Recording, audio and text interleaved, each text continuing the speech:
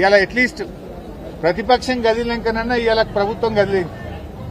మేము ఇవాళ రాష్ట్ర వ్యాప్తంగా బీఆర్ఎస్ నాయకులు అన్ని మార్కెట్లు పోయింది కనుక ఇవాళ తుమ్మల నాగేశ్వరరావు గారు హడావిడిగా జిన్నింగ్ మిల్లుల వ్యాపారులతో మీటింగ్ పెట్టి సమస్య పరిష్కరించి రేపటి నుంచి పత్తి కొంటాము అన్నారు. మరి ఈ పని ముందు ఎందుకు చేయలేదు? నిన్న కొనుగోలు కేంద్రాలు బంద్, ఇవాళ కొనుగోలు కేంద్రాలు బంద్. అంటే బీఆర్ఎస్ కదిలితే గాని, బీఆర్ఎస్ ప్రశ్నిస్తే గాని ఈ ప్రభుత్వంలో చలనం లేదు.